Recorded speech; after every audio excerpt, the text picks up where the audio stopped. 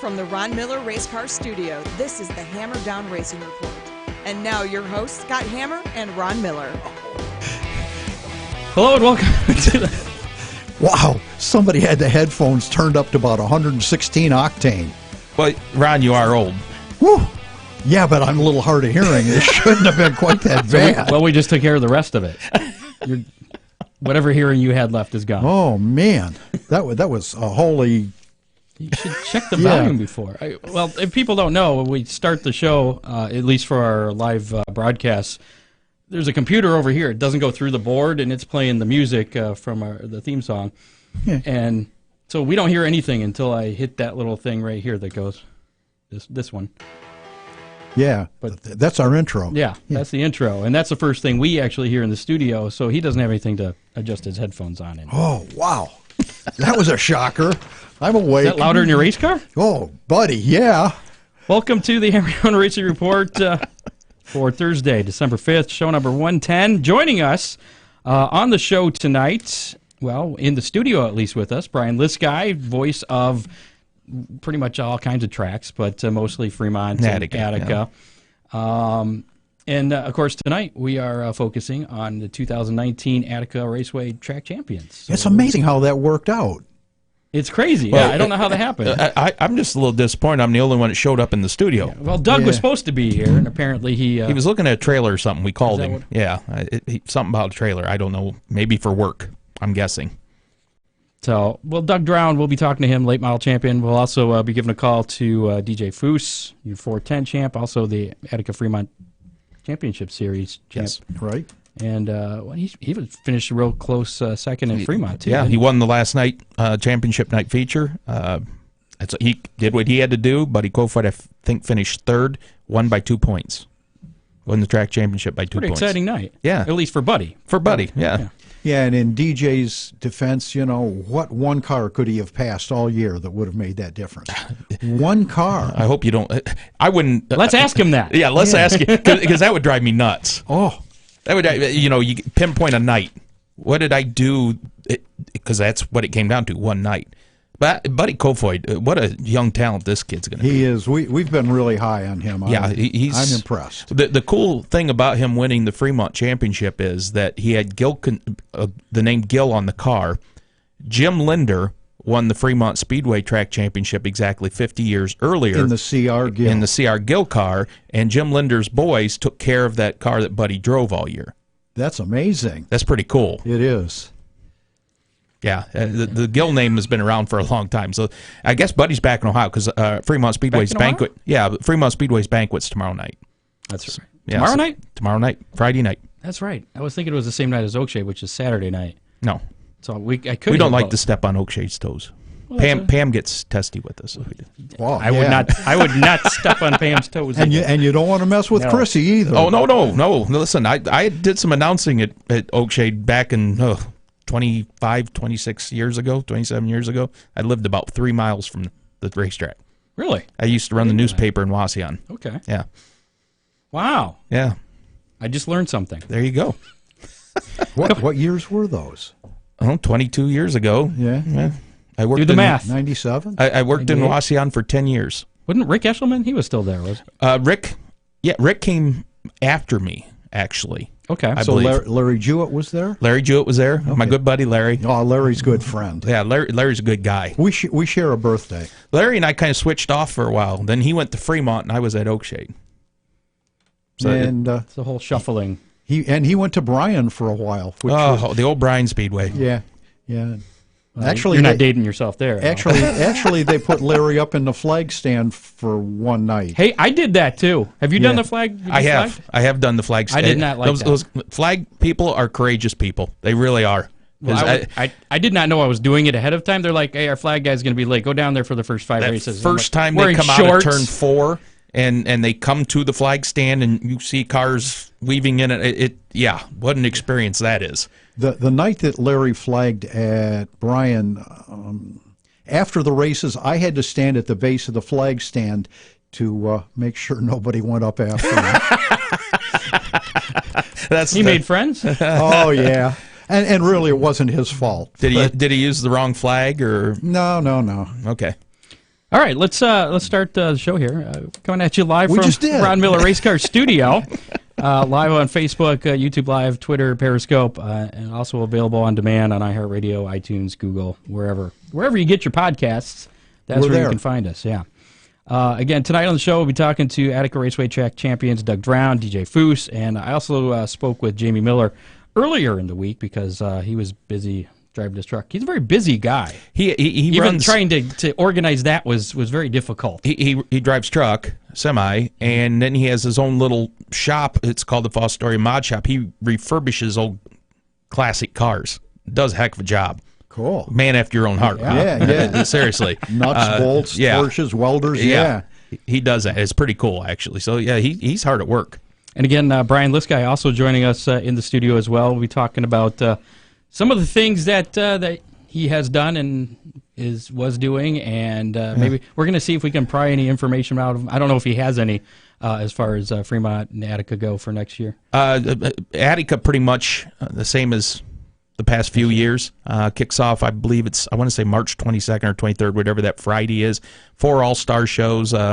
Brad Doty Classic, once again. I don't have to pick it out of you. It's just coming out. I think it's Tuesday, July 14th with the World of Outlaw NOS Energy Drink Sprint Cars. No rain date. Again. Eldor has expanded the Kings Royal to 4 days. That wasn't a guaranteed rain date, but they never said no, you couldn't have it until Eldor needed it, and then no, you couldn't have it. So the neat part about the Brad Doty Classic is, though, if in case it does rain, there's only been 2 rainouts in the history of this deal. And one was this year. But they still got it in because With they the made it All-Stars, All-Stars. The All-Stars have kind of said to Brad, if you need that option again, it's available. And speaking of the All-Stars, and we'll talk about this a little bit later, they've released their 2020 schedule. 11 states, 51 or 55 races. 55, 55 races, yeah. There's a couple things that stand out in that. Atomic Speedway down in Chillicothe, Ohio is not on their schedule. That was surprising. I don't know what's going on there. The Dean Niddle Memorial, and Dean Niddle was a longtime advocate of Atomic Speedway, has been moved to Portsmouth, Ohio to wrap up Ohio Sprint Speed Week. Fremont Speedway's back on for 2 dates, Speed Week being one of them. Thursday night is Speed Week. And then 4th of July weekend, they're at Attica on the 3rd and Fremont on the 4th. All right, well, we can cross that off. We don't have to talk about that later. Got nothing more to add. Make sure to give Ron Miller Race Cars a call, 734-856-7223. Are you busy? You got a lot going on up there? We're not crazy busy, but there's plenty to do. I enjoy it that way. If somebody needed to get their car ready in time for the hangover race at Sandusky, We'll make it happen. you'll make it happen. There you go. Ron, were you at the Racers Flea Market Fremont at all? I didn't make that. Okay, because everybody said it was one of the best ones, and there was a lot of part swapping and cars Trading. Yeah, and it said that a lot of the late models and some of that was heavily involved in that. So Yeah, and I heard that most of the recent shows down there have been go-karts and sprint cars, and the late model people were kind of disappointed, but I heard that there was a lot of late model action again this year. Well, Attica running weekly on Friday, Oakshade Saturday, Wayne County Speedway on the other end of the state. I think you're going to see late model counts start to creep back up again. I hope, anyway. Ron likes that. Yeah. He likes the late models for some reason. I don't know. Should we talk a little racing news here before we get to our champions? Okay. Is that okay? Yeah. We good? We're going to talk about NASCAR? Well, we will, but how about Rusty Schlenk? He debuted his new Domination Race Cars chassis a couple weekends ago at Duck River Speedway with a win in the 604 crate late model class. And So that's a pretty good debut for that. And then he raced this past weekend. Didn't do as good, but... Is this his own brand chassis? Yes, Yeah. yes. Okay. Now, Rayburn is... His very first I guess he hadn't even painted it. That's how new it was. Rayburn is fading out of the race car business. Gotcha. So he's kind of taking... Yeah. Okay. Yeah. That makes sense. He's taken the Rayburn chassis and added a whole lot of his touches, and it's called Domination Race Cars. And actually, it's pretty much a whole new program. So well, it's got a good start. it does. Good for him. And You said that was a 604 crate?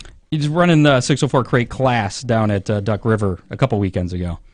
That's interesting. That's very interesting. I think he sees a big market in that 604 class. Well, I know Wayne County Speedway ran them. Fremont ran the 602 crates and had no success. Yeah. I mean, 10, 11 cars. I think maybe, and then they tried to go to a more of a limited late model. That didn't work out so well either. But I think the 604 might be something to go to. What are the engines? I think they're like $6,000. Yeah, about that. Yeah. Just a touch under. Yeah. Have you heard of the Great Lakes Crate Series? Yes. I got a message from them the other day. I guess they have they're doing a sprint class as well as the late model, and I think they had a couple of sprint car days. Barry Marlowe's deal. Yeah. He's going to do like a mini sprint type deal too with that. There's like I didn't hear that. a non-wing deal. I think there's 3 or 4 spin-offs of that deal. Yeah, I know that they're sort of like the doing Rush deal. Right, It's on Easter. with the crate sprint cars. We could talk to Brian Ruhlman about that. Okay, well, He's been racing that. did you see the video of Anton Hernandez I did. breaking the left front Boy, he whacked that axle wheel. or suspension? Something He broke whacked there. that tire on the infield. And So yeah, he kind of went viral actually with that video there. He won the 360 non-wing sprint feature Friday night at Vado Speedway Park over New Mexico, right? Mm-hmm. I think that's where that's at. New speedway out there. Clipped the infield tire, broke his left front suspension with just a few laps to go. He lost the lead briefly, then powered back by for the lead with the left front just kind of on the last lap. dangling in the wind there. in that non-wing car, I was pretty sure that if he could stay on the gas, he was going to be okay. Where he was going to be in trouble is if he had to slow down. And that in a sprint car, you don't see the front wheels, so he couldn't see that. He could feel it was probably something was amiss. I'm sure he knew there was something wrong. about it. And then he went on to win again the following night, Saturday night, night 2 of the Turkey Bowl there. Found an axle, did he? So I guess it doesn't matter. He only needs 3 wheels, right? You could have put like a ski or something on the inside left front. So he's got a promising future too. He's going to be running, what was it, the USAC sprints Right. next year? Yes, Full series. Yeah. Chris Madden won the inaugural Dryden Extreme Dirt Car Series event, Blue Gray. It was the Blue Gray 100 at Cherokee Speedway. That was a week ago Sunday. We were off last week because it was Thanksgiving. So we're catching up still. Yeah.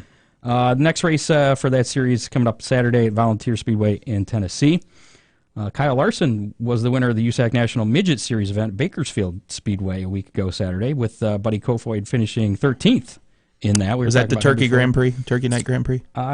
Yes. Turkey Night Grand Prix. And he's the first one, I believe, to have won that race now 3 times. I believe you're right. Yeah. I go back, Kyle Larson, Ohio Sprint Speed Week, probably 6, 7, 8 years ago, and we were at Wayne County Speedway, and I was announcing the race, and I turned to my co-announcer. He passed Dale Blaney on a really rough racetrack. It scared Dale, I think. Dale got out of the gas going into turn 3, and I said, remind me of a young Jan Opperman. Yeah. Does that name ring a bell with you? Oh, absolutely. The talent level was there, and now look at him. He preached at our church one Sunday. Jan did? Yeah, he was going to be there, and pastor said, hey, come on up and say a couple of words, and about an hour and a half later.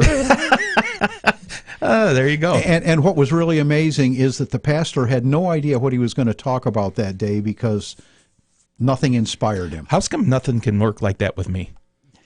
When I get asked to come talk at a group or whatever, and I'm like 5 minutes into it, and they're like, you got 45 minutes to fill. And I can't bring somebody from the audience to do that. You know what I mean? I could dig it up. I've got it on an old cassette tape somewhere. For the young people that never got to see Jan Opperman race, what a talent. Yep. What a talent. But Kyle Larson reminded me a lot of him. And, boy, he certainly has gone someplace. Christopher Bell, same thing. I think, like Buddy Kofoid, might be the next one. I think you're Gio right. Selzy, too.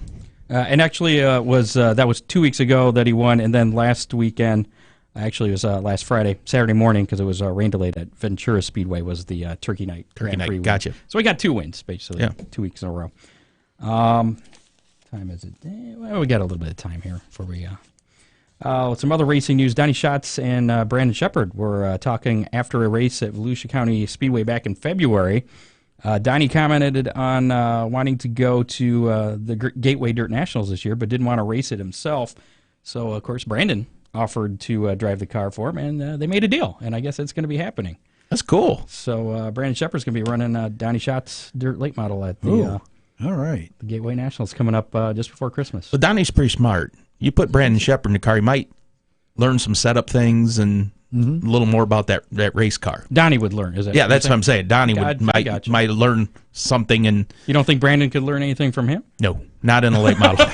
Not in a late model. All right. Not in a late model. That Gateway thing, I haven't been yet. I'm going to have to. Like to. Yeah. I've seen the videos. It's fantastic. They turn that into almost a motocross type. Kind of, yeah. With the hype and the theatrics. It's a huge deal. Yeah. It's every bit as big for late models as the Chili Bowl is for midgets. I agree wholeheartedly. What Cody's done there. They got modifieds, and they have the midgets now. Yeah. Yeah. And Anton got the invite, so he'll be racing there as well. While we're talking about the Chili Bowl race, real quick, we got to make sure Rusty at least gives us a call in before he goes to that race. Wait, who? Schlenk. What? We've got to keep Rusty's streak alive. Rusty's running the Chili Bowl? No. He's just going to watch. No, not the Chili Bowl. Oh, you mean the Gateway? You meant the Gateway. Gateway. Oh, you said Chili Bowl. That's why I was confused. Yeah, so was I. I was like, hold on. You know what? I paid to watch Rusty Schlenk in a midget. I'll guarantee he would do it. He would, well, his wife may have other some other things about that. If he had a spare $8,000 to $12,000 later on, he could buy a midget car. Not buy a car, but buy a ride for the Chili Bowl. Yeah. It was announced earlier that Travis Stemler will not drive the Scott and Pam Motorsports number 2 next year, that blue number 2, the Blue Deuce. Blue Deuce, right. He's instead partnered now with Chad and Kayla Enklum to drive their Rocket XR1 next season with McAllister Cat Reynolds on the car. Did I hear that he said the main reason was that team's closer to where he lives? Yeah, he didn't like have a drive 2.5 hour drive to work on the car. He finished second in that ethanol series points. Yeah. And he feels that he needs to be hands-on with the race car, and that's a good thing. That's a great thing for a race car driver. Mussey Racing Sprint Series has made some changes to its 2020 schedule. Opening weekend at Anderson Speedway, South Carolina, has been moved to Montgomery Motor Speedway in central Alabama on April 17th and 18th. Also added to the schedule is a visit to Lucas Oil Speedway in Indiana on May 9th, replacing one of the two... Turn the paper over. Previously scheduled dates at Berlin Speedway in Michigan. So they won't be at Berlin? Both Berlin dates have been removed from the schedule. I don't know any of the behind the scenes on that. I don't either. I don't. It doesn't matter. Jimmy McCune's going to win the championship again anyway. Yeah. I mean, it doesn't matter what tracks they add to or take away. Just go to a road course and he'll win. Exactly. We were talking about Rick Eshelman earlier. I just got a message just before we came on tonight that... he didn't send a joke, did he? It wasn't from Rick. The message wasn't from Rick, but if it was, there would have been a joke in there. It would have been something we probably couldn't read. Well, yeah, you could. Well, we could on this, yeah. It's a podcast, yeah. Anyways, Rick Eshelman, now the voice of the World of Outlaws late model series, and of course, former voice of Oakshade, Toledo Speedway, Eldora Speedway, and wherever else. He's going to be the special announcer this Saturday at the John Day Classic at Perth Motorplex in it's Australia. Well, hold on. The Perth Motor. Rick Eshelman got a He's going to Australia. Boy, that'll set back diplomatic ties. yeah. There's going to be a lot of bad kangaroo jokes and boomerangs and. Oh. Now, were you trying to come up with Quinana as? That's what I was trying to say. Okay. Quinana. That's good, Ron. You've raced. Yeah, you've been there. Yeah. He knows that stuff. Dwayne says he's going to run my car at the Hangover race. Dwayne Could Hancock. Don't I get to drive the Hammer stock car? I don't know if you'll fit, Dwayne. No offense. No offense. Oh. I got a small butt. That's all I'm trying to say. Poor Dwayne.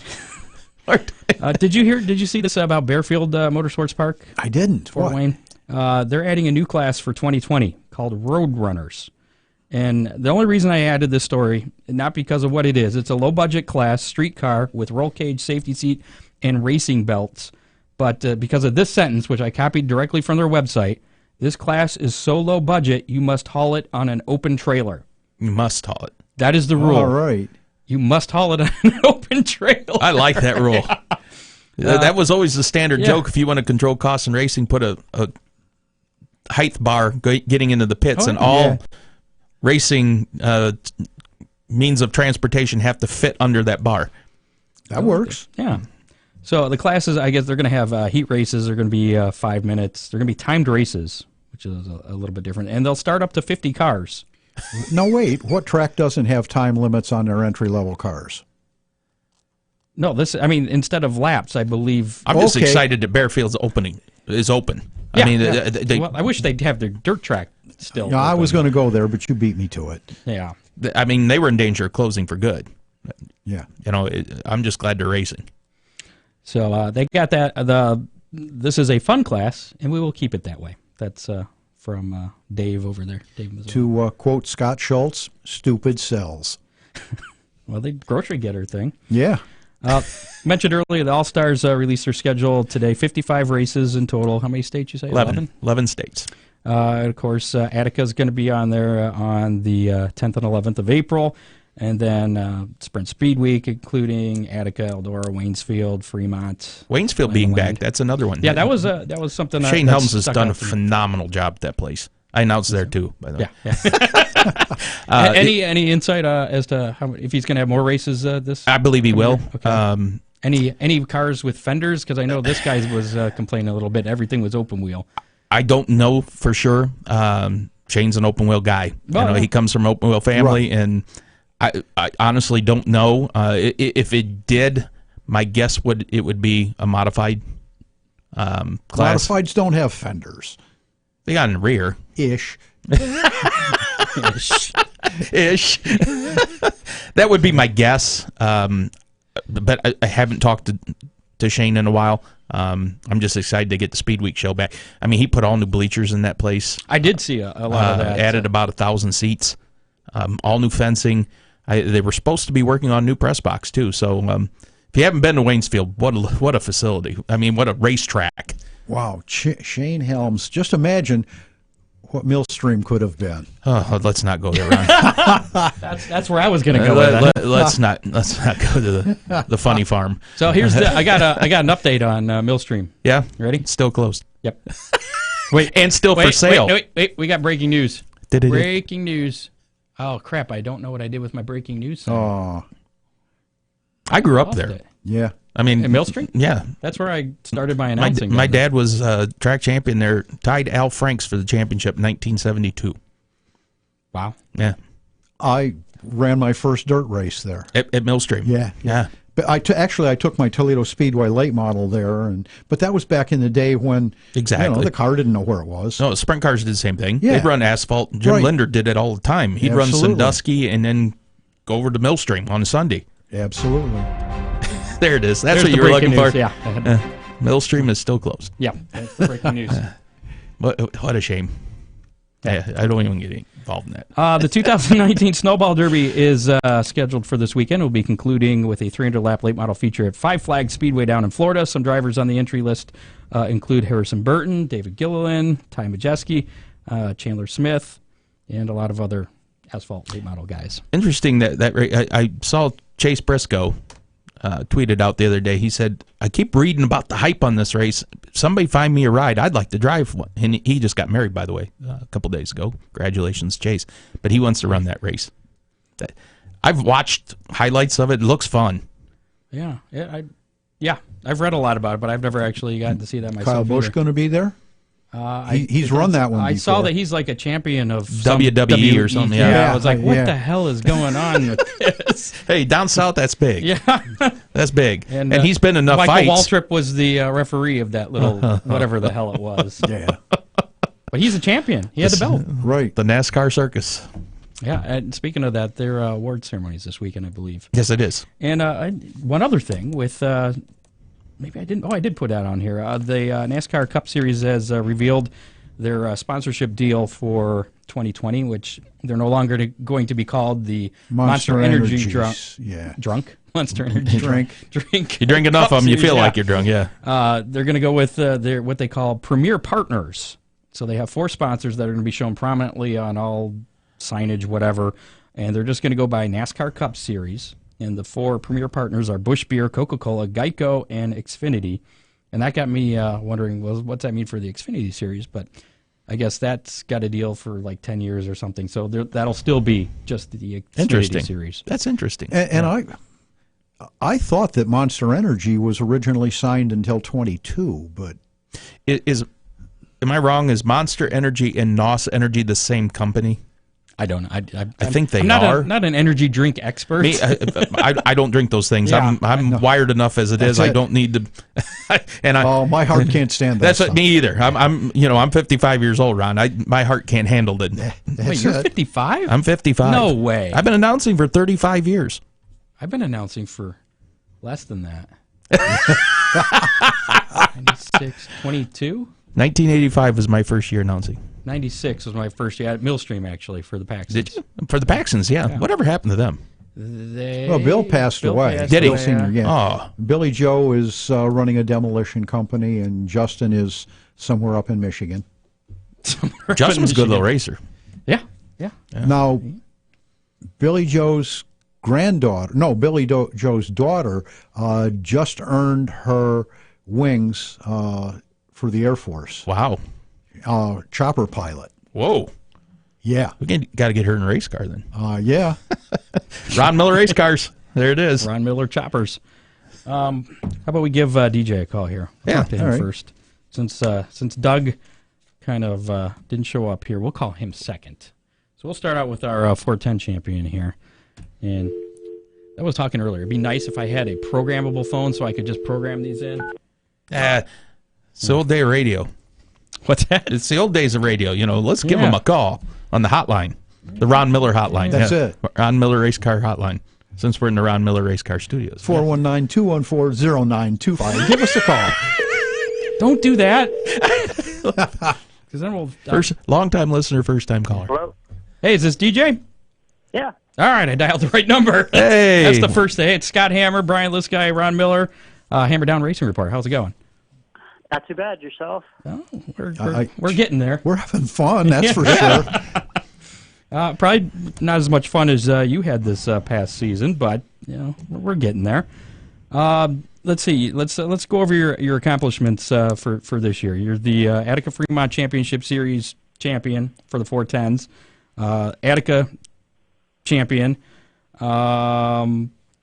In past things, you're the 2010 305 champion, the 2012 305 Fast champion, the 2013 410 Rookie of the Year, 2017 Fast 410 champion, and now you have this championship this year at Attica. How does that stack up compared to all those? It's pretty cool to be able to do it with a new team.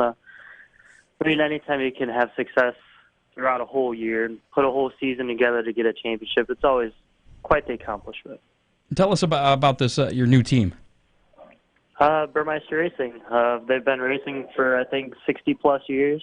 So not a new team, just new to you. New to me. And DJ, let's be honest here. About this time last year, you didn't know you were going to be in that car. You were at the banquet. You and Jay Kaiser had announced that you were going separate ways. You didn't have a ride coming into the season at that point in time. No, yeah, you're right. Around this time last year, I wasn't real sure what I was doing. I had my retirement speech ready. Oh, jeez.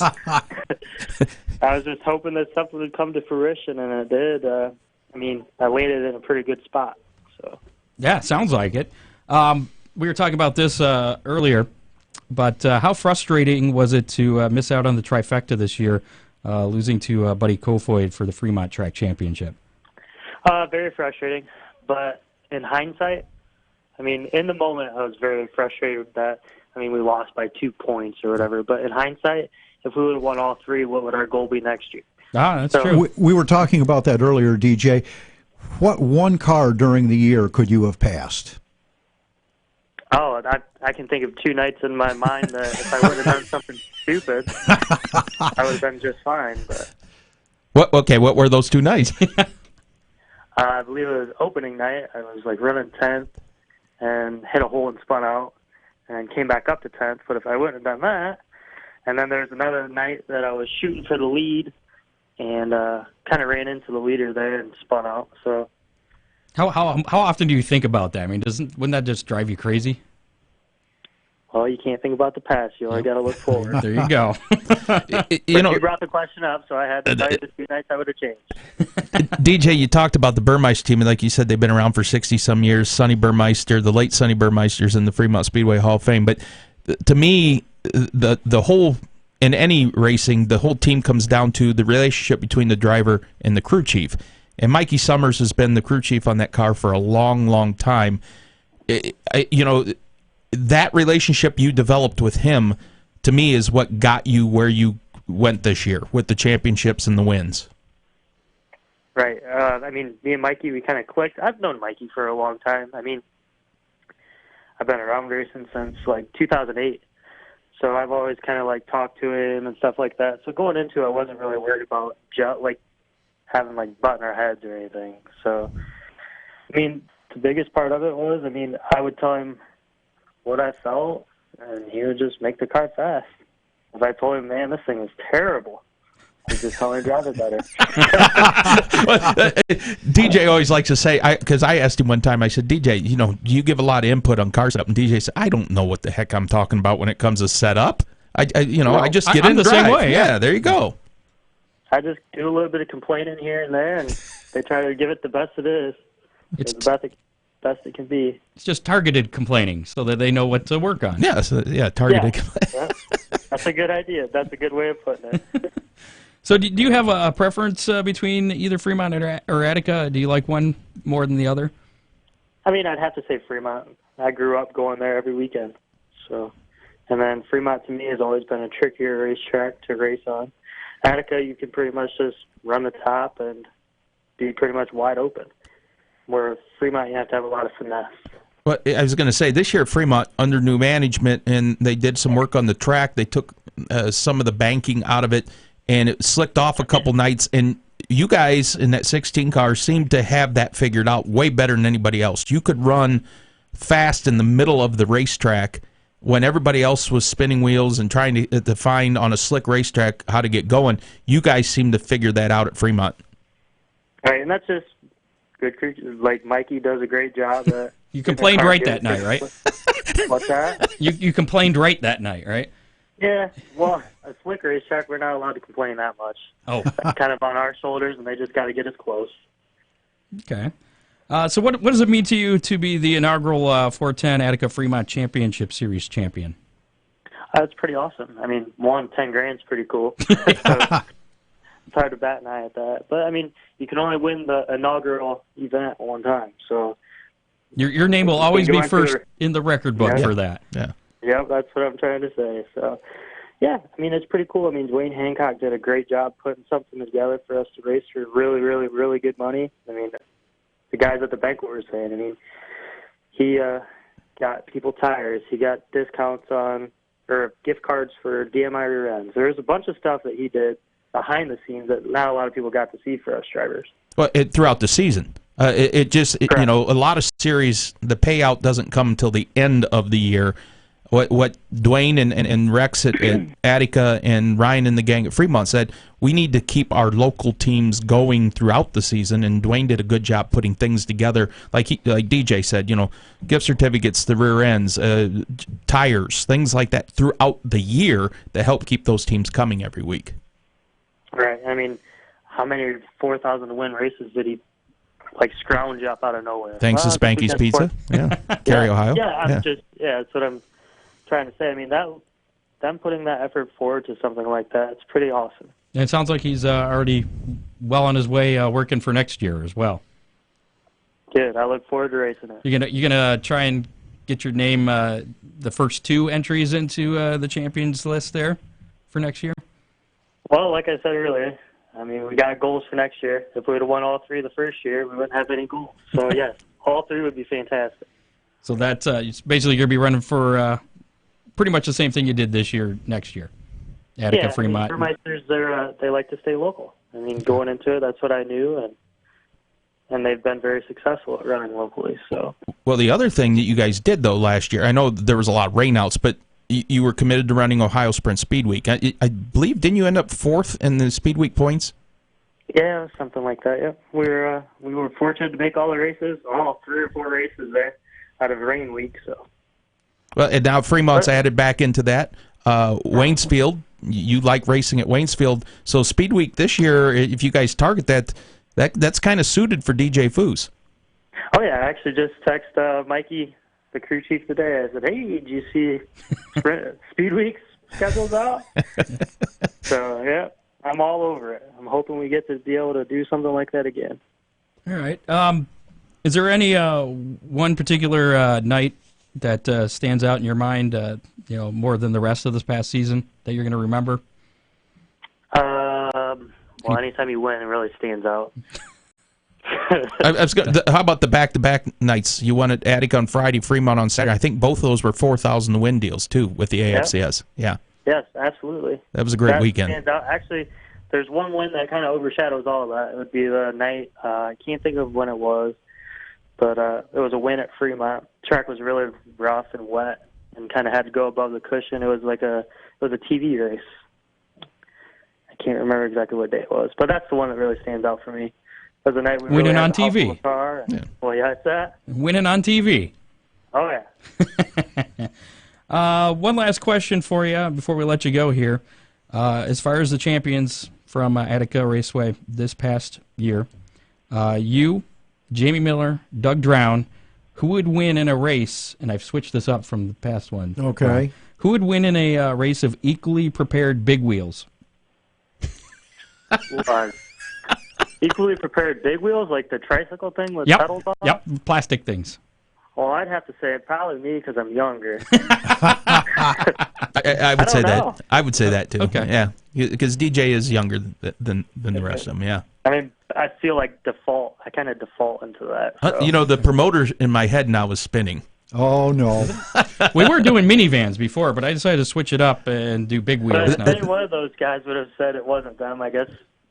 I don't know. You're the first one, so we haven't. Yeah, we haven't asked, and I forgot to ask Jamie Miller, but we'll ask Doug here in a little bit. But for the other track champions that we've had on the show, we've asked equally prepared minivans, and most of them chose themselves, except for I forget who it was, but most of them chose themselves would be the winner. Well, I think when we had the Oakshade champions on, they were talking about Corey Gum because he drives a front-wheel drive. drive. So that's why I changed it to big wheels, because it's not... They make those adult tricycles. Do they? Yes. Yeah. We raced them at the Rumble last year. Ooh. I think we should make this happen. Yes. We should have all the champions of all the tracks in a big wheel race. Well, I don't know. Maybe I got bad knees. Maybe I'll just sit this one out. And watch Well, I got bad knees. If you can plane just right, maybe they could get the setup right. You know, maybe adjust the stagger on the big wheel. There's only 3 wheels. Did you hear the knee comment? I'm working on my.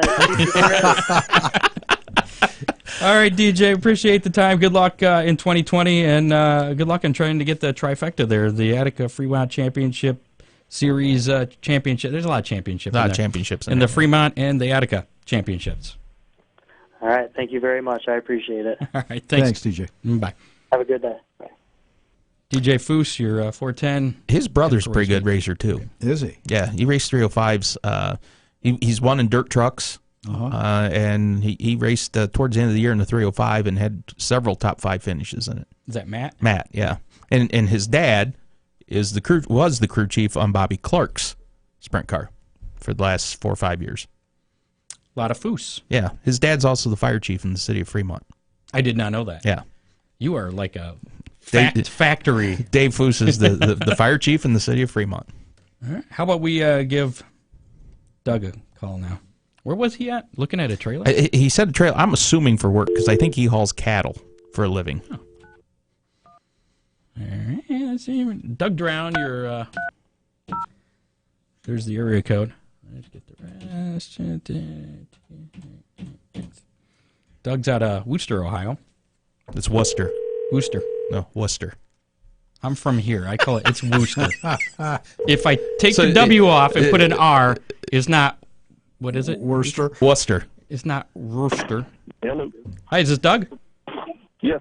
Doug Drown, Scott Hammer, Ron Miller, Brian Liskai, Hammer Down Race Report. How's it going? All going well. How do you pronounce your hometown? Worcester. Worcester. Worcester. But a lot of people are Worcester. See? Or, you know. So it's not Worcester. It's Worcester. Like Worcester, Worcestershire yeah. sauce. Worcester. Yeah. right. Well, I guess Rooster. We don't call them sounds Amish like down it there does, either. but- They're Amish. We call them No, Amish. that's Who calls them right. Amish? That's right. Everybody down in Worcester calls them Amish. Everybody does. Yeah. My mind is blown.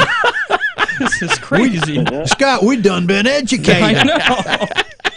All right, Doug Drown, late model champion, Attica Raceway Park. You had 4 wins this year, and you're actually the 2015 Attica champion with 7 wins back then. How does this championship compare with the first back in 2015?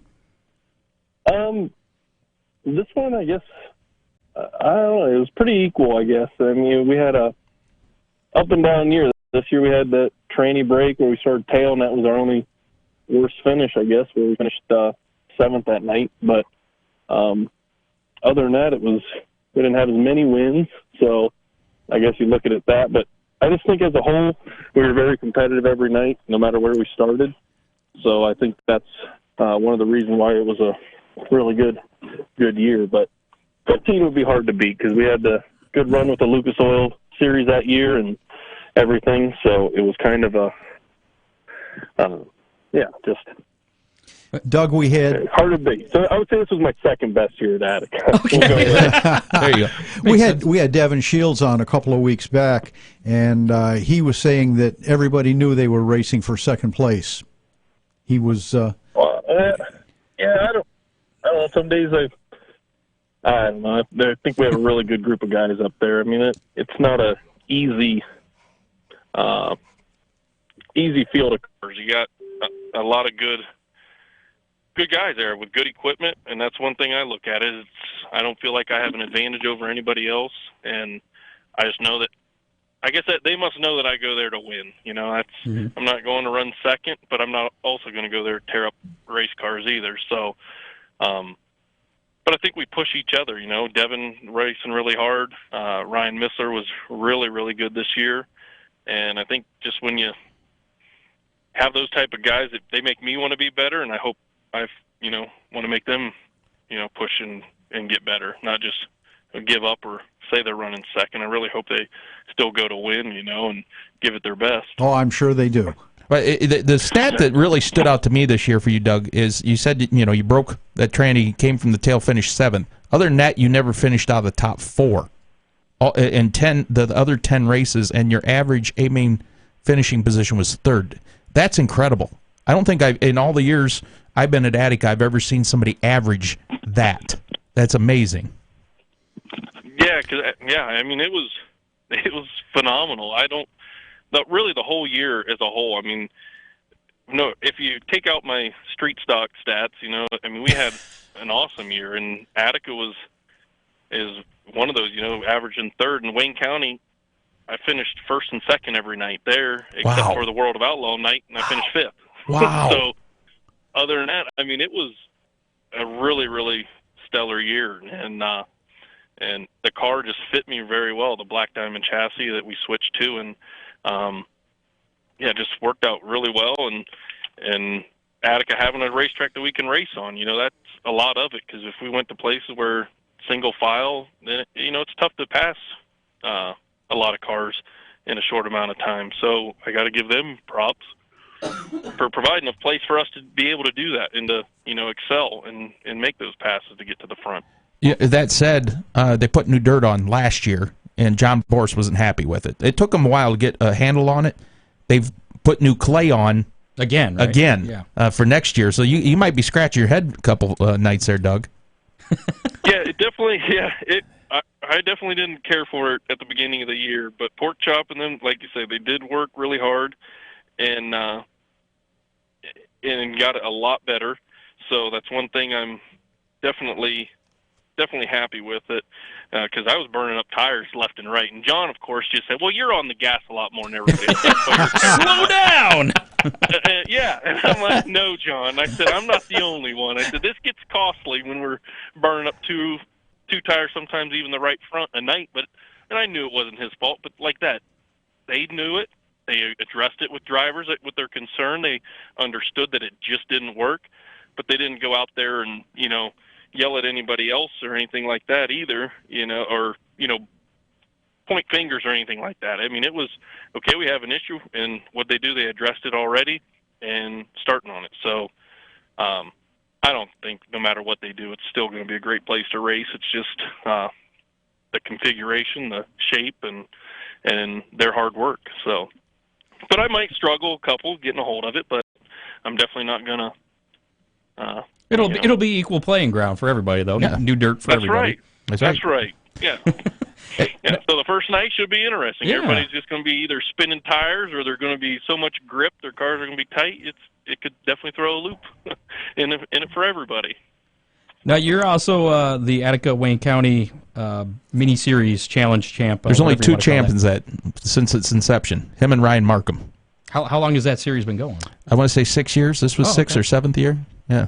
Is that where they got the idea for the Attica Oakshade Challenge? Yes, exactly. Okay. I was going to say that's only been a few years, but congratulations on that. Do you have a favorite track between those two, Attica or Wayne County? Because it sounds like you're pretty dominant on both. Yeah, I like both. That's why I like going to them. But really, I mean, Wayne County's in my backyard, and they're just 2 different racetracks. I mean,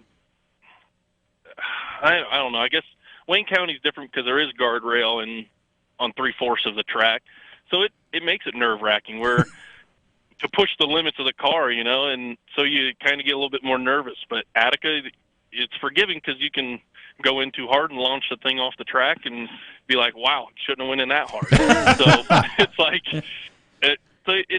it's different, but really I like Attica, I guess, and Jason and them are getting there, so I really like them and stuff, but so I don't want to be negative towards anybody, but with Attica, the promotion of the track, just from when you enter the gate, no matter, I think if it was my first time there or even this year, no matter what, they just make you feel like you belong, I guess. And the rules, the way there's no BS there. I was talking about, actually, I was looking at a hauler down here in Zanesville, Brad Golfs, and with him, I said, there's just no BS at Attica. You know when you go there that these are the rules, this is what's expected, your professionalism, the whole nine. You don't really hear any fighting, any issues in the pits or on the track. I mean, there's a very few, don't get me wrong. I mean, I've been involved in a couple, but other than that. Did you have any this year? Settled. None this year. Nobody could get to catch him. No, but it's just that is expected. I mean, they don't even have to address it. Like, I think it's because every racer respects Attica, John, even Brian and Rex. No. The way they do things, it's respected. Like, then I don't know. I guess it's professionalism. So, and Jason and them is getting there. Putting people in a place. So that's why I really like racing there, is because when you go there, things are going to be fair, and that's the same way with Attica. And that's all we ask. I don't ever want to be cheated, or lose a race from somebody cheating. To me, that's I don't know. I don't settle well because I wouldn't do it, so I don't expect anybody else. And you don't get any of that at Attica. So that's why I really like going there. And like I say, the professionalism from the food stand ladies to the whole nine. I mean, it's just really good people. So when are you going back to Australia? I don't know. We were talking about that tonight too, but I really want to. But things just haven't worked out. But with my business and stuff doing okay and starting to get things in place where I can step away a little bit and it still runs smooth, hoping to do that sooner than later. So you've run Australia before? Well, yeah, that's why I asked him, Scott. Well, I realized I didn't know this. Yeah, when was this, and how did you do? He was the hot dog.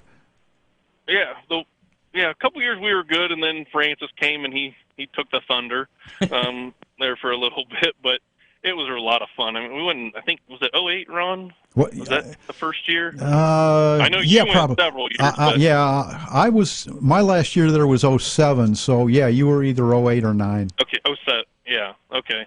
So yeah, 08, and then I think 09, yeah, definitely went 08, 09, I think 2010. I skipped a year there or something, or 11, something like that. But yeah, I'd definitely like to go back. Great people over there, and it's really come a long way. The the way the classes have grown, because they were a little bit behind, They've- little bit over. They've got and 31 cars lined up for this weekend, and they're anticipating as many as 50 cars for the Nationals. Wow. I want to say that Ron was the stepping stone for that, from coming from the U.S. over there, trying to help the guys get up to date on things. And then I kind of showed a little bit more with my crazy driving, I guess, that you can push the limits of these cars a little bit more. And then, then now Francis, and they've really pushed. And Craig Vosbergen also was obviously a huge part of making that happen, and Bear Chandlers and Alan Blake and those top guys really helped make that class grow over there, which is great to see. Absolutely. And we're seeing some of those the late model drivers from Australia come over here now. Oh, absolutely. In the summer, yeah. Yeah, more than used to. It used to be just the sprint car guys did that. We've had 4 or 5 of them. A couple of them came and lived in the Ohio area, didn't they, Doug? Yeah, we've got Kai Blake, Craig Vosbergen, Paul Stubber, Paul and then, Stubber, yeah. Stubber, yeah. Warren. I think Warren Oldfield raced some, or the other Oldfield maybe even. Jason. There's a few of them. I guess 3 of them guys. I think Simon McNabb was here a couple years ago. Yeah, Simon McNabb. Then the 52 car. I forget his name. Redhead guy, but Jay Carty. Yeah. Sorry, he raced over here, and so quite a few of them are getting over here and getting new cars and stuff, and then ship them back over. So we usually ship a couple containers a year over there for them, and to help get parts to the guys, since it's not all in house over there. Everything gets brought in, so it's a little expensive for them, but definitely great to be able to expand it, help them, I guess, grow the sport. They can afford it. Worldwide now. They can afford it. I have yet to meet a poor Australian. Honestly, I don't think they exist. The last time I was there, my wife and I drove around looking for a bad part of the city. Couldn't find it. That's it. I'm with you. And then when you go to the so-called bush area, it seems like everybody's happy and doing well too. They live by that no worries thing. I'm telling you. Oh, they really do. I wish we could do that here. some of their country tracks, when we were over there, they wouldn't let us leave the pits till 2:30, 3 o'clock in the morning. Just crazy. As a kid, and there's another thing that we'll go with Attica, how you let the fans come in for that, in those fan appreciation nights and stuff. As a kid, and I feel like it was just yesterday, I remember always waiting to the end of the night, that last checker flag. Guys would still have their cars out, and we could sit there and mingle, and you could meet your drivers and the ones you look up to. And Mark Keegan, and some of the names that, like John Ivey, I know he's still racing and stuff, but and then Zyder and different ones of sprint car guys I thought were just the best ever, even Byron Reed. But seeing them still race and stuff, but those were the things. But now everybody loads their stuff up and gets the heck out of there so quick over here. But in Australia, they don't do that. They all hang out, and it's like you have a tailgate. The racers have the tailgate party after the race. Yeah, absolutely. And where like that, but I'm glad Attica takes that time to do the fan appreciation, let them walk, because seeing the kids and even the adults, we're looked up to as their heroes and stuff, just like I guess they were when I was growing up. And I feel like sometimes we've done away with a little bit of that at other tracks that has hurt the fans that want to come back when you have no interaction with the people that you pay to watch, that you never get to talk to, and all you do is see them with a helmet on. And I think it takes more than that to keep them coming back every week. Well said, definitely. What are your plans for 2020? Right now we're getting ready for things for Florida. We're going to try all the Lucas Oil races down there, and then come back, probably start at Attica. And then we're not going to be every week. Not going to go try to defend the championship? I've heard this story. No. I've heard this song and dance before. Brian brought it to everybody's attention when he was doing the interviews at the banquet, everybody that wins the championship usually struggles the next year. So I've decided, I'm going to say struggles at Attica the next year. So my thing is, I just won't run for the championship. I'll wait till 2021 to do that again. So Miss the first two races, and then you don't have to worry about it. Yeah, well, we missed one race that one year, and we still finished second in the points, and I kicked myself in the butt for not being there because they have a great points fund. So it's like, well, one night I really couldn't go. One night I should have been there, but oh well. But it's right now. Then we're thinking about one of the little series. I don't know yet. I don't really see the ethanol working in my schedule since too many of them are far away, and there's not. Boy, they pay well. But they do pay great. Yeah. And that's we're tossing that or the Sunoco, which I know not a lot of people are on the Sunoco, but I want to get better at Eldora. I'm tired of not making the World 100, and I feel if I go out there to all the Eldora races, then that'll help me get laps and get around her, because it's the only race I haven't made. Made the dirt track, made the dirt millions, made every race to some degree. At one point, the dream we've made only 1 year, but I haven't gone every year either because Wayne County usually has a race, so we go there. And then, but the World's just one that's been biting me, I guess, and just have some speed, but then we never can get in. You got to get Keith Berner get you a special set of shocks.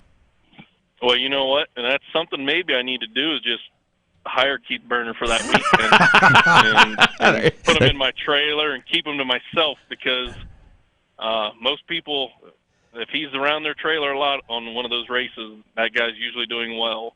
And sometimes I don't think he gets a lot of the credit for doing that, because the year I made the dream, actually, he was the one that was sitting there in my pit. He kept coming back over, nope, try this. Why don't you? And he don't just give it to you, but he talks you through what your car's doing and really lets you realize that is what's happening, not what you might feel is happening, but then he breaks it down for you. And sure enough, we made that race that year, and which I got a flat in the first few laps, but regardless, it was so I remember it very well, and even though it was back in, I think, 11 or 12. So. Well, if you're like DJ Foos, you just got to learn to complain just right. I don't like to complain. Complain about the car. Complain about the car to make it better. Well, I need to be a professional about it. I'm going to have to talk to him about that. He seems like a really nice guy about it. So, there you go. I don't know who was the red guy or whatever, the wild one at the banquet. Brian Lay. Brian Lay, yeah. That dude, he's something else. But he, I like it. But DJ saying sorry to him, and he's like, man, I said sorry, but he hasn't forgave or let it go. So. All right, I got one last question for you before we let you go here, Doug. Yeah. We asked this of DJ just a little bit ago, and I'm going to ask you: who would win in a race of equally prepared big wheels? You, DJ, or Jamie Miller, the track champions at Attica? I would probably say DJ, because man, you imagine his little legs. They could burn way more RPMs than my big legs. He said he's got bad knees, though. But he did say that he would win because he's younger. Yeah. How old is he? We were wondering that, actually. After we left the banquet, the wife and I talked about that. I want to say he's 31, 2 in that neighborhood. Okay. Yeah. Oh, yeah. See, I'm old. So I'm becoming an old veteran. Now, I used to always feel like, I wasn't old, but when I see the younger ones, now I'm realizing that, I'm going to be handing down the torch here soon. Careful now, you're treading on thin ice, dude. Oh, sorry, Ron. He's a spring chicken. Ron's just getting broke Ron's in. Ageless. Yeah. All right. So. No, not in the morning, I'm telling you. Well, good luck next year, Mr. Drown, and if maybe go to Attica the first few races, see how you do, and then you can decide that, hey, I'm running for the championship for this year. All right, we might do that. You never know with me, because I said I was only going to go a couple times this year, and I ended up there every night. So it worked out great. So It depends on how well you do that first night. Then kind of helps steer things. That's right. Sets the tone. All right, man. So, Well, congratulations on everything you accomplished this year. Good luck in Florida, Doug. I appreciate it. Thanks, guys. Yep. Bye. Bye. Real quick, Ron, the chassis wars in late models, it seems like, has really picked up here in the last 2 or 3 years. It really has. I mean, it used to be Masterbuilt, Rayburn, Rocket. That was about it. GRT. Yeah, little GRTs. But now these Proven black chassis? diamonds. Yeah. Proven chassis was huge. Yeah. Proven chassis, yeah. I don't know anything about these black diamonds, though. Who's putting them together? I'm not sure where they're being built.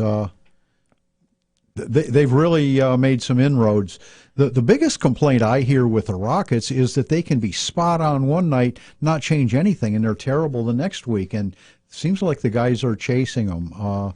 And maybe that sweet spot is a little broader on a couple of these other cars. What's the best performance motorsports at Tyler? Or what chassis was that? They're in Rocket XR. They're in Rock. Okay, that's what I kind of figured. Mike Boris got a black diamond last year, and nobody in this area had Right. one. And Mike Boris got one. Now Doug had one this year, and you saw the results. Yeah, yeah. Dan Wallace is a Schwartz dealer, and Boy, 3 years ago, you couldn't beat a Schwartz car. yeah, Your Schwartz is as big as mine. that's it. Baseballs. You went there. I did.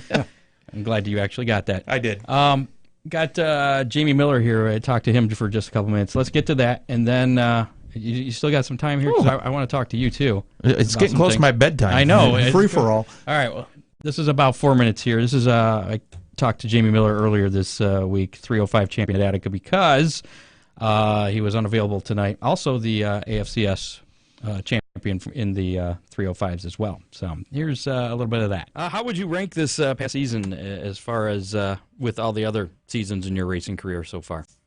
Well, I mean, I ain't got no complaints. I mean, we had a good year for sure. Won the championship and the AFCS championship this year. I mean, we had a good run this year for sure.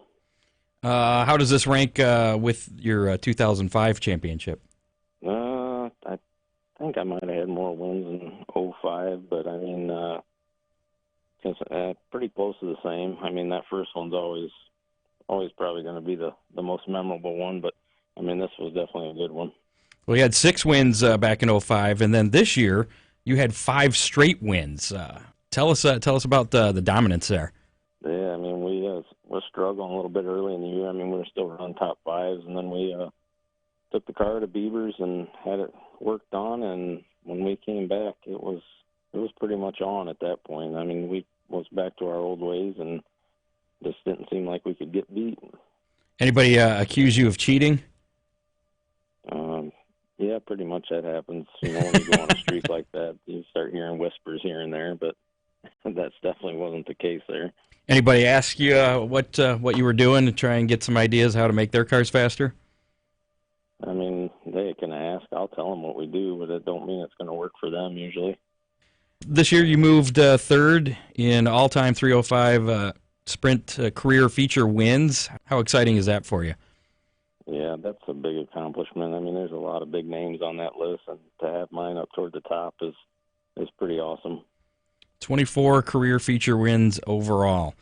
And you had a pretty good season at Fremont as well, finishing just outside the championship there. Yep, yeah, we ended up second there. We had a few off nights there when we were still struggling with the car, and then missed the setup a few times, and we fell a little short at Fremont this year. How competitive is this 305 class? Even though you were pretty dominant this year, I mean, it still was fairly tight there with the top 3, with separated less than 100 points. Yeah, it's a tough division. There's no doubt about that. There's a lot of good drivers in there, and the equipment's all pretty equal. I mean, to be dominant in that division, you've got to really, cross your T's and dot your I's. Do you have a preference of either Fremont or Attica? Do you like one better than the other? No, not really. I enjoy racing. It don't matter where we go. One particular night that stands out in your memory from this past season more than the others? Probably the first win, and after we got the car back, I just, I knew that we were struggling with the car, and I had a feeling that something was wrong with it, and we got that first win out of the way, and that kind of made the difference. What do you got planned for 2020 now? to do the same thing, same car, just updating some equipment, and we're going to try to win all three. The Fremont Championship, AFCS Championship in Attica. Yep. You gonna hit any other tracks next summer? If we get the opportunities, we might. With my work schedule, it's real tough for me to do too much traveling, but we'll see what happens. It's tough to schedule an interview with you too, so I know how that goes. Yeah. We appreciate you taking a few minutes of your time here, and good luck and everything in 2020. And congratulations for this year. All right, I appreciate it. Thanks. That was we had to schedule that a couple times to do that interview there. Something came up. Was busy. He's a very busy guy, but good season for him with a couple championships there as well. Now, Brian Liskai joining us in the studio for the first time ever. Yeah. So we appreciate you coming in all the way from Fremont there. About a 59-minute drive. 59 minutes, is that? I live in Bellevue, which is Oh, you're on the other side. the other side of Fremont. I'm halfway between Attica and my house, and halfway it's same distance. Okay. Yeah. Do you ever get to Big D's in Clyde? Yes. Okay. Yeah. Dean's good. He's listening. He already texted. Well, I know he is. He texted me. He gives away a pizza every week.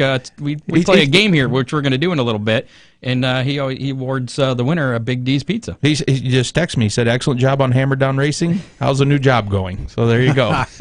Speaking of that, that's a good transition. Some of our listeners, I'm sure, know that you do Buckeye Speed Zone. Yeah. Did you want to talk about what has happened with that? The owners of the radio station wanted to do something else. I'm looking for opportunities. I've talked to some other radio stations. Also, Speed Sport has really gotten into the digital Speedsport.com? Deal, and I've talked with Chad Markle on that.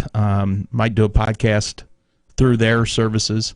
Ralph Shaheen does a Speed Shift TV deal, sort of maybe something like that as well. So now, like us, you did not get paid to do that show. I don't get paid to do that. We do it just for the love of the 19 sport. years, never took a dime out of that deal. We're not quite that far. What are we, 2 years? Yeah. I don't know On we're 10 gonna make it shows, that far. Scott, to be exact. Our show started, actually, Jim Ford, the late Jim Ford, who resurrected Fremont Speedway, came to myself and Scott Barman and said, would you guys be interested in hosting a radio show on the Fremont radio station? Sure, why not? We'll try anything once. And that's how we got started. And I think our first show was only a half hour. Jim Ford actually paid for the airtime at the radio station. It was sort of like a live remote. That's kind of how a lot of those talk shows work, is basically the advertiser will buy that block of time, and they can do what they want with it. And then we expanded to an hour, and then DC Bash came in and kind of took that over, and Scott and I kind of walked away from it for about a year or two. Then I went back in and was co-host with DC Bash, and in the meantime, Scott Harmon and I did back then it was a podcast that wasn't huge, right? And it was called The Last Lap. Last Lap Live, and then came back in and got on the Buckeye Speed Zone again. So things are moving in the works. I get enthused about talking about racing. Okay, and I don't want to give that up. Racing, when they say racing's a family, it truly is. You get to know so many people, and I couldn't walk away from it. Absolutely. No, you couldn't. You worked with Cody Summer at Mansfield. Did the announcing there. Yes. Any insight on what's going on with it? Any updates on Mansfield? It just said it's for sale. I don't know if he's selling it. I don't know. I know if he was promoting it. Yeah, I didn't know. I think it was a lease to own. That's just my opinion. From Mr. Miltron, who's huge down there. He owns a salvage yard. It's a big salvage yard. He bought it because it was a bunch of land. He had no desire to run a racetrack. Leased it to Cody. That place, when you look at the facility, it's one of the best in the state for a dirt track. Any track, actually, because they did run NASCAR. Maybe a NASCAR dirt NASCAR race there? You could pull it off there. Yeah. And when you always talk about racetrack location, we talk about Millstream being right off I-75. Sure. Same thing there. You're right off 30. You're that real close to I-70. Mansfield's a good population center. he never got a good weather day at that place. In the 3 years he had it, he never got a good weather event, except for his monster trucks, which packed the place for monster trucks. But that place, it's like Eldora. I don't think a lot of people understand when you get a facility of that size and with those amenities, what it costs you just to open the gates. Mm-hmm. Turn on the lights. That place, the way I understood it, it was between $8,000 and $10,000 just to turn the lights on. Wow. I believe they have a building there that has diesel generators in it that they fire up because it's cheaper to fire them up to run the electricity and is seriously. Wow. Could it be a huge success? Yes, given the right circumstances. I mean, when you look at what he did in that first Sprint Car World Championship, and it was freezing cold. Oh, was it cold? Still packed the place. I mean, he's a promoter. He's doing the Gateway. I mean, look what he does with that deal. That's phenomenal. And now he's working with Bloomquist. Right. So, I wondered if how that would impact things, because he's got his hands in so many different things. I think he's going to promote some other dirt tracks, like special events at other dirt tracks too, going forward. Cody, he's got a great mind for promotion. How he does things, and his philosophy is we're going to get more money in the hands of the racers. He's not a real big sanctioning body guy because of that. Yeah. His view is, why should I pay that sanctioning body when I can take that money or a good portion of that money and put it in the purse for the drivers? Which makes sense. Yeah. He has a really keen mind when it comes to promotion.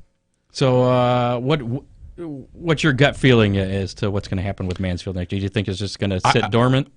It's stuck in my mind. I think somebody might lease it to run a couple off races, kind of like Waynesfield. Yeah, kind of thing? In my vision, that's what I see happening. Because have you talked to Shane? Does he have any interest in doing some races? Yeah, there? I'll tell you what, Waynesfield, he's bit off a lot there. He's done an incredible job there. So I think that's close to home for him. He loves the family that owns that facility. He'll tell you that their agreement is a handshake. There's no written contract with what goes on at Waynesfield. So, no, I would see maybe a series coming in, maybe, and leasing the facility. Cody's done a lot of work there. The first year he opened it at Mansfield, the previous owner had not winterized any of the facility. They turned the water on, and it was a disaster. Mount Vesuvius. It was a disaster. The first race we went there, the scoring tower, press box, all the ceiling tiles were down, the walls, there was water. They were literally replacing that stuff. And he tore the asphalt off. He put dirt on. First dirt he put on there was from the grounds itself. Had some rocks. He had some rock issues, and he'll be the first to admit that. So then he put new dirt on for last year, screened it all. And the thing with me was, I don't think enough people gave him credit. Every time you went there was an improvement in the facility and the racing. Every time. And I don't think a lot of people, we can be piranhas in this sport. Oh yeah. I mean, we all want to succeed, but then we tear each other apart too. It's amazing to me. And sometimes. social media helps everybody's that. got a better idea. Yeah, but with other people's money. Well, sure. So if I were in that place, here's what I would do. Okay, write a check. Yeah, it's easy. Write a check. You can do whatever you want. You run the track. You buy the track.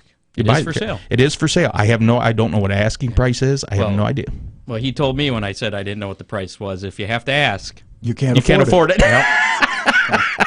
The funny part is, God love Tony Stewart. Every time a dirt track comes for sale in the state of Ohio, Tony Stewart's name goes to the top. Why doesn't he buy it? Or why isn't Kyle Larson? Or Jeff Gordon. Yeah, absolutely. Can Kyle Larson? Does he got enough funds to buy? You would think so. Yeah. I don't think Kyle Larson has any desire to be a track promoter. No, I did see something, though, that his next NASCAR contract, he wanted to make sure it had something about where he can run on the dirt still. Yeah. So I think it makes him a better racer. I really do. You look at the guys that race regularly. Christopher Bell, him. Absolutely. Yeah, I think it makes them better racers. Anything other than what you've already shared No. For as far as Fremont and Attica go next year? Yeah, Fremont. Anything with fenders? Since we're talking. Well, they do always run wants- dirt trucks. There you go. They do. Yeah, okay. They put on a good No, show. at no, Fremont. they He really wants a do. run what you brung show. He always preaches it just, everywhere. Or a late model show. I'm easy. Okay. But That no, Run What You Brung was interesting. that That was a the first great time I show. ran there, and it was fun. And I never rode that. even the rained out show, the guys that were there had a great time. Yeah.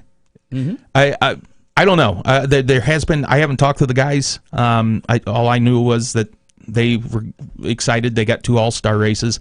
Of course, the Attica Fremont Championship Series will do their deal. The Boss Sprints will be back. They put on a good show there. I believe Fast with Aaron Fry doing both of those. They'll be back again as well. I don't know about a late model show. There have been rumors out there. They're just rumors. I haven't talked to the guys. I don't know. You said there was going to be late models.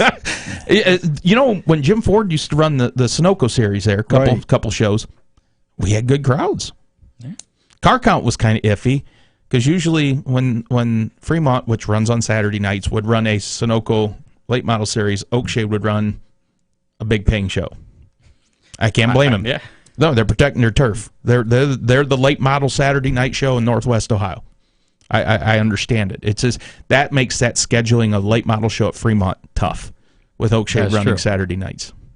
Unless it's like A holiday weekend, you could run maybe if Attica was off a Friday night, you could run something. Yeah, they used to do like Memorial Day or something. Used to be the at Oakshade, Eldora, Fremont for the American Late Model Series. Well, if you'd put in a good word for either a late model or a Run What You Brung show, somebody would really appreciate it. That guy right there. Yeah, I'll talk to him tomorrow night at the banquet, Ron. How about that? That'd be cool. That's all I can promise you. That'd be cool. What's been the reception to the new management this past year? There was a lot of negatives. There was a lot of positives. They learned. They learned a lot. I thought that there was going to be a huge learning curve. It was, and they'll be the first ones to tell you. The positives, the very big positives I saw were that they weren't afraid to work. They went out. They had a very short turnaround. They didn't get named the promotional team till December, and you're opening up in 5 months. And they went out, the 5 guys, and knocked on doors of the businesses around the area. Went in, shook their hands, said, "You've been a night sponsor, you've been a billboard sponsor. We appreciate it," which meant a lot because some of those businesses all they ever got was a phone call or a letter. You re-upping. And the business community, Personal touch. The business community stepped forward at Fremont last year, big time. Just it seemed like every week somebody was throwing in an extra here, $500 here, $1,000 there. That was really cool to watch. And the last 4 or 5 races a year, track got a lot better. They had some things they were learning that they were learning how you don't go into a racetrack, especially a dirt track, and know it all. I mean, look at Tony Stewart when he took over Eldora. They had a big learning curve on the track prep part, and they got pretty good now. Now, whose idea was the reconfiguration of Fremont? There was an issue. Jim Ford brought in new clay twice, right, at the racetrack, and it had gotten, because of the way Fremont is configured, it's tight, and when the sprint cars getting into the corner, they were starting to do the L shape in the corners. You know what I'm saying? There was no uniformity of banking, and they were looking at, okay, we need dirt. Well, they pulled the soft walls back from the walls, and on the outside of the racetrack, there was a lot of dirt that had been thrown up there. So they started bringing that down, and when they did that, it took some of the banking away from the racetrack. They're going to address that, I believe. I believe the other thing they did that hadn't been done for a while, before they closed up, after the last race of the season, the next 2 or 3 weeks, they worked on the racetrack to get it ready for the wintertime. So they're that far ahead they are leaps and bounds ahead of where they were this time last year. And already have some all-star races scheduled. Yes, 2 all-star races scheduled. That place has been around since 1951. It's right. I'm going to give a shameless plug for the Hall of Fame at Fremont. I think it's only one of 2 Hall of Fames on dirt tracks that are located at an active racetrack in the country. It's pretty cool. Knoxville being the other, yeah. think it was the first race last season or the season before I went through the Hall of Fame there. It was pretty sweet. You could spend if you could spend some time in there just looking at pictures, let alone reading the archives. I mean, Randy Mapus does him and his wife Jane do a tremendous job of running that deal, and there's already talk of expanding it. The building's only so big, so the funny part about that is I approached Rich Farmer, who was a promoter at Fremont at the time, him and Andy James, and we were looking at doing something in June. June's tough, especially early June, to get fans in. You got high school graduations, college graduations, Father's Day. Weddings. And nobody should get married on Saturdays. Nobody should get married until November. There you go. That works, too. November to February. There's your window. And I go out to Knoxville Nationals, and they have their own, not just the National Sprint Car Hall of Fame, they have their Knoxville Raceway. Right. And they have a neat deal under the grandstands with the plaques and all that. I said, why don't we have a Hall of Fame at Fremont? I was envisioning underneath the grandstand, putting a little stage up and putting the pictures up.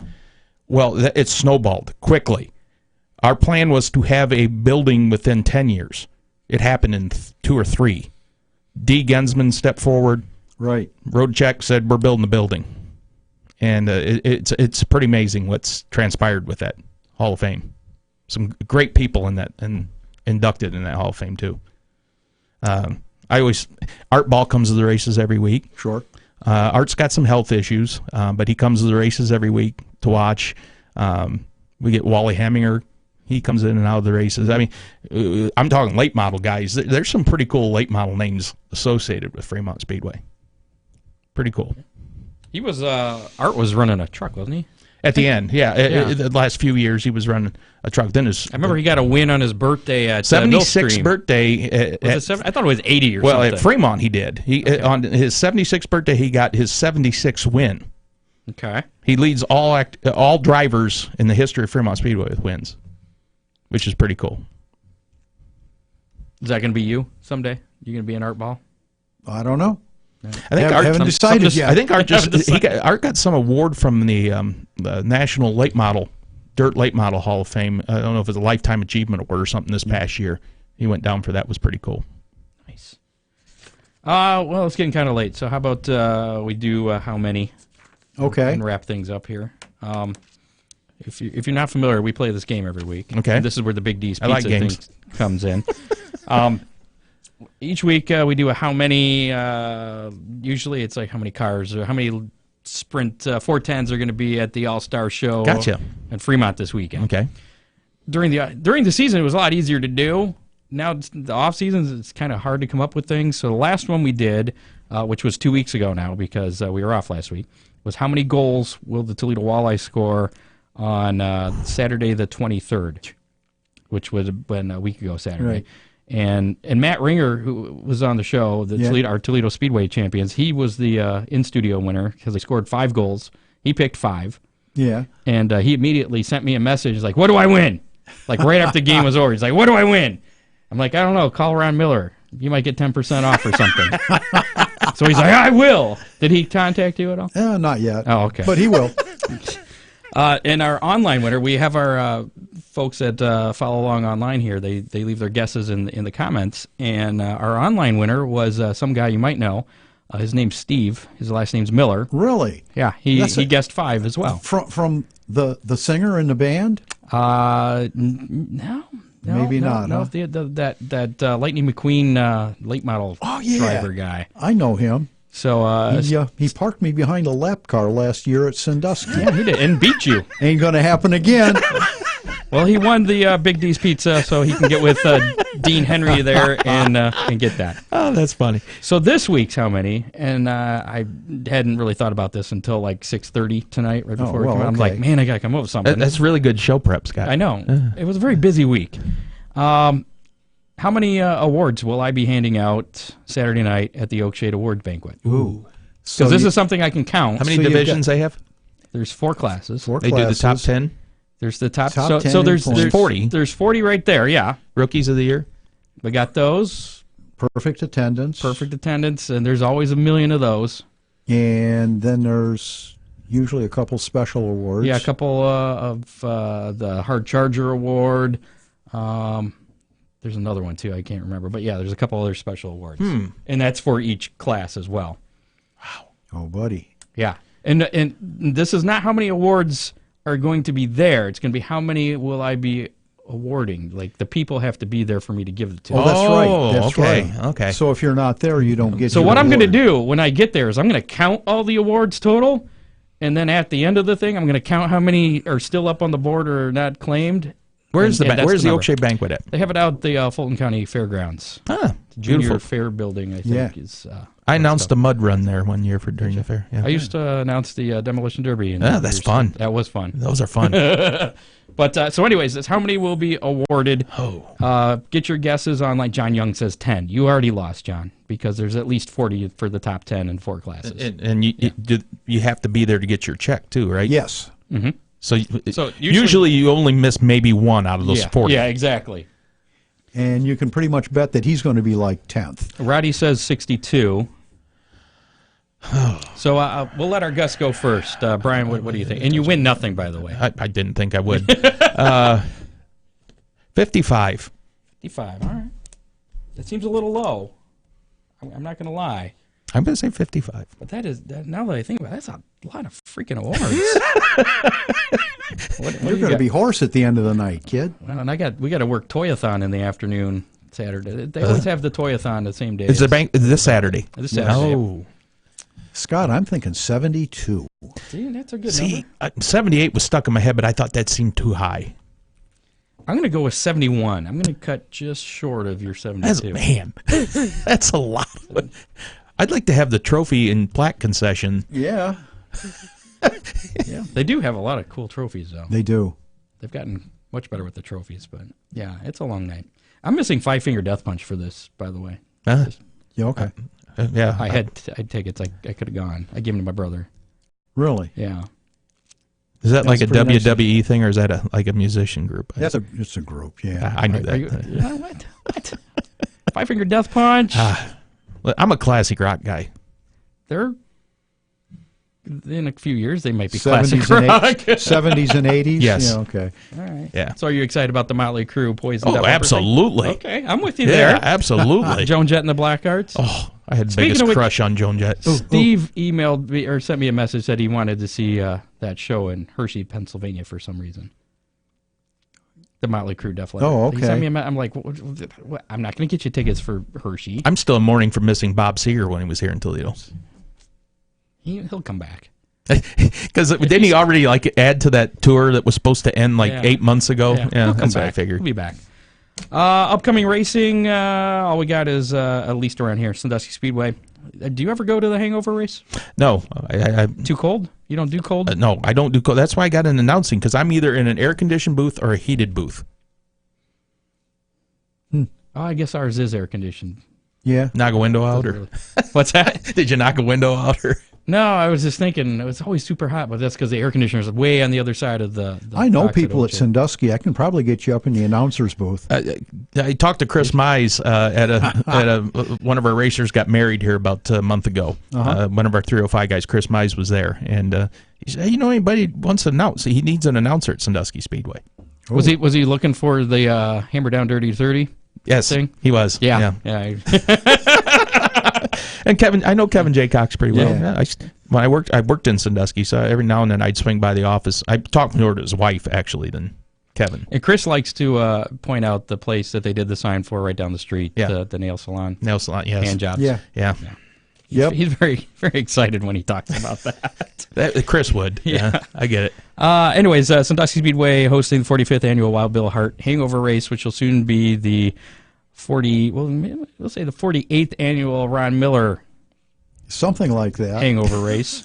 In a few years, it'll be renamed. How long did it take him last year to get that race in? It kept getting Oh, postponed. it was Oh, 'cause brutal of the cold. Oh, yeah, it was horrible cold. Brian, it was terrible. And then the ice melted and the creek backed up onto the racetrack. And, yeah. It was a horrible spring. that this past year? Yeah. Yeah. I was thinking that was a year before. It seemed like it was like February or something before they got I the think it thing was. Yeah. I think that was. I a see year before. pictures and videos of it all the time. I keep saying one of these years I'm going to go, It's because fun. it looks like people Well, throwing talk- snowballs at cars. Talk and- to Chris and get a gig with the announcers. go. You know, the last time I was at Sandusky was the High Miler, and it was on their Thursday night because it's $1 to get in, $1 a beer. Was that when they had the Fremont dirt trucks running? Yes. Okay. Yeah. Yeah. He talks very highly of that, how they were the only ones that were excited to go on the track, even with a little bit of moisture on Yep. it, because they're used to it. They're used to and it. they put on a great show. Yeah. So, Or at least Oh, upcoming races. The end of December, the Rumble in Fort Wayne. Rumble in Fort Wayne. Yeah. I'll be announcing there again. 455 go-karts. John Ivy will be, I think. He's doing the non-wing. Yeah, because we talked to him 600, a couple weeks ago. The wing 600. I believe he has a midget ride too. The Stewart Yeah. running that. Tony Stewart's running it. Rico Abreu's going to run it. Yeah, it's a great time. Do you get to interview the winners? Yes. Okay. That's an inside joke. Yeah, okay. That's an inside joke.